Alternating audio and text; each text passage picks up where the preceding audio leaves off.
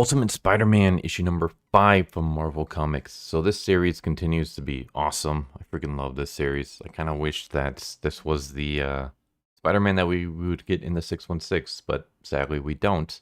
But at least we got this. So this is a very Harry Osborn heavy issue, and I will be honest, I've never cared for Harry Osborn. I just find him very lame. There's never been anything with him in it that I've actually liked. This issue actually kind of changed that.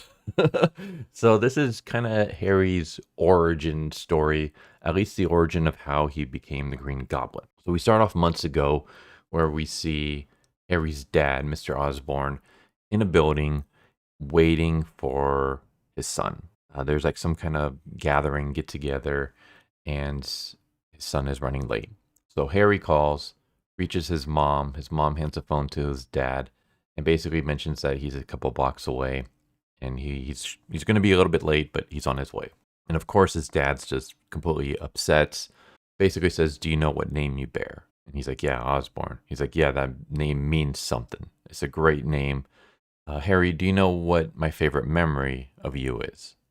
And Harry says, "Yeah, the time we played catch." And this is, man, I can't believe Mr. Osborn said this, but he said, "No, that's you, the little boy talking. And that memory, it's the memory of a child. My favorite memory of you is the day you finally started acting like a man, like an Osborn. The problem is, it hasn't happened yet."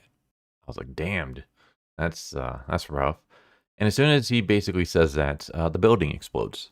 So Harry watches the building containing his father explode, and Mr. Osborn is dead, along with his mom. So we have a few weeks later where Harry's like going through the will, and basically he's given everything, like the entire estates, all his fortune, everything that Mr. Osborn had, he's giving to Harry, and now Gwen, since Gwen is married to Harry. And so Harry Osborn now runs Oscorp, and the lawyer tells him, "Before you leave, someone sent you this," and it's a card with a king from a chess. And Harry's like, "What is it?" The lawyer's like, "I have no idea what it means, but I know who it's from." And so the next day, Harry goes and he meets with the Kingpin. And the Kingpin basically talks about how there was the fall of the Stan and the Stark Union, and how Kingpin is basically like the shadow governor of the greater New York territory. He's the Kingpin of Manhattan, and he wants Harry to do him a favor. Harry's like, "I'm not my father. I don't really have much standing or influence as he did.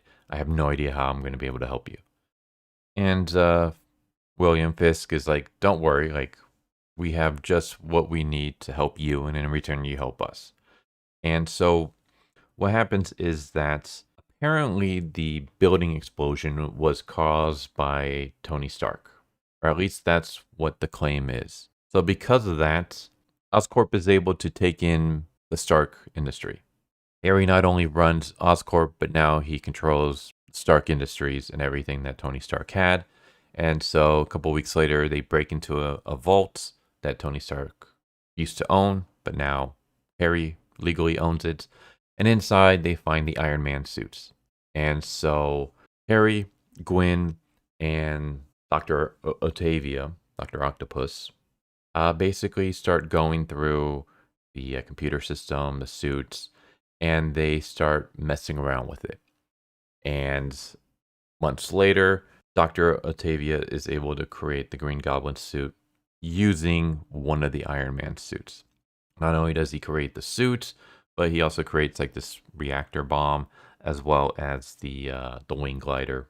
And so Harry, dons the Green Goblin suits, and that's how he became the Green Goblin. And then we cut to 3 months ago, where we had Peter Parker, while he was still in the black suit, get attacked by Shocker. And Shocker uses the story about how he has a wife and kid. I'm sure we all remember that story. I talked about that in one of the previous videos. And Peter is knocked out. Green Goblin shows up, and basically Shocker tries to use his powers on Green Goblin, but it doesn't work because the Shocker gloves belong to Tony Stark. And because Harry owns Stark Industries, he has all the powers that Tony Stark used to have. which means he has control over all of Tony Stark's technologies, which means he can shut off the gloves. So he shuts off Shocker's gloves, and he basically says, "Hey, where'd you get those gloves? You can keep the money. I just want to know where you got the gloves." And Shocker tells a story about how he was breaking into this dude's house when he saw a hologram of Tony Stark talking to some guy on a couch, and it turned out the guy was dead. And when the hologram finished giving its message, all that was left was a box with the gloves inside. And the guy on the couch had apparently died from a heart attack. And so I'm kind of wondering who the hell this guy is supposed to be, because I don't think Tony Stark, like Tony Stark went and he gave the other characters in the Ultimate Universe their powers. Like he told Peter Parker in a previous issue, issue #1, that he should have been Spider-Man 10 years ago, but something happened to change the course of time, and now he's here to remedy that. So I understand that, but I don't understand why Tony Stark would give the Shocker gloves to the original Shocker. Like that doesn't make any sense. Like why would he go and say, "Hey, Mr. Shocker, you were supposed to be the Shocker 10 years ago, but something happened and you weren't able to become the Shocker. So here's some gloves so you can be the Shocker and cause chaos and mayhem." Like that doesn't make any sense. So who exactly this guy is, I have no idea. Kind of wondering, what are your guys' theories? I do find it interesting that apparently he died from a heart attack, which makes me wonder if maybe he tried the gloves and he was like messing around with them and he did something stupid and he ended up shocking himself and that's how he died. So the heart attack was caused by the gloves because he did something he shouldn't have. Or maybe he just died of old age. I don't know. Like he died of a heart attack, but I'm just wondering if the gloves caused the heart attack. But yeah, Shocker tries to attack Green Goblin again, and Green Goblin just knocks him out, takes the gloves, and escapes. Or I should say leaves. And then that's when we cut to 2 months ago where Harry's talking to Peter and basically asking Peter like what he does. And Peter says he's a photojournalist. And, you know, they were kind of chit-chatting, getting to know each other. And Harry Osborn's like, "I'm surprised you didn't ask me what I do." And Peter's like, "Harry, like everybody knows about you.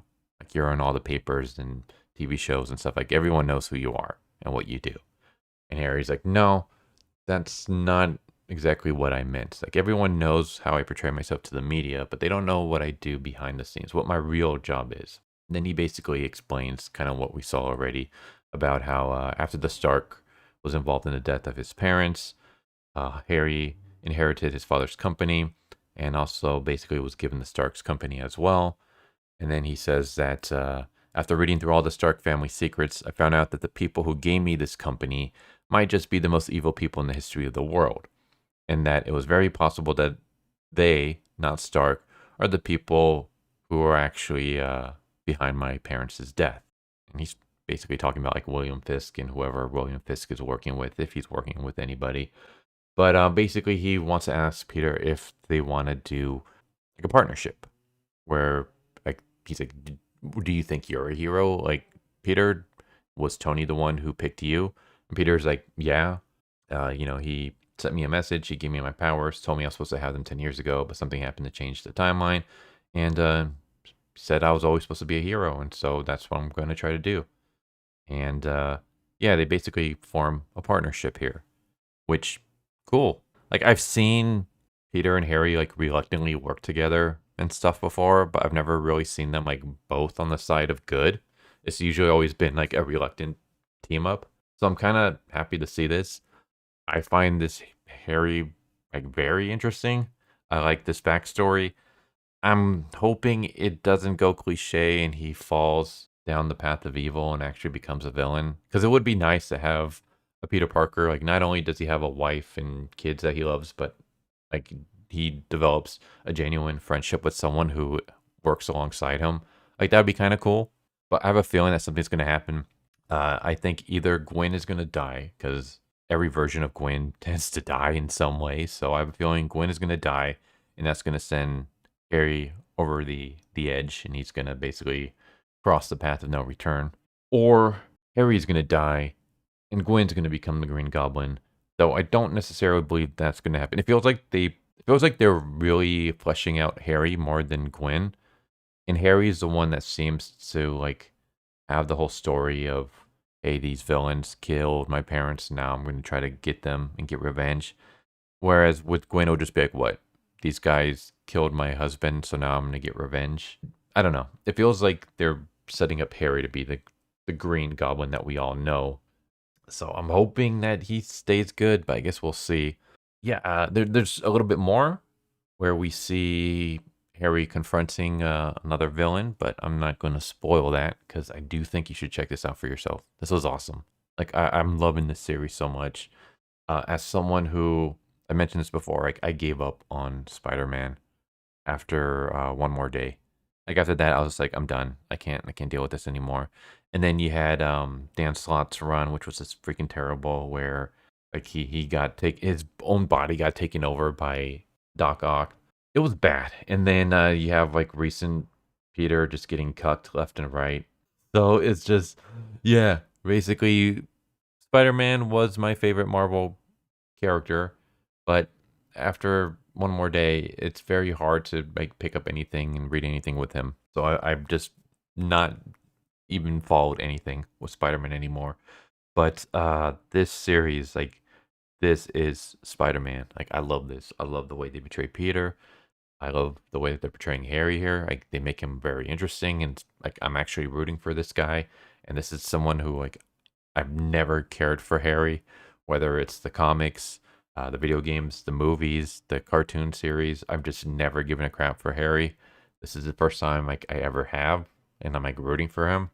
So yeah, Hickman is doing an amazing job with this series. It's fantastic. I can't praise it enough. I love it. So yeah, this is another awesome issue where we basically got the origin story of how Harry became the Green Goblin.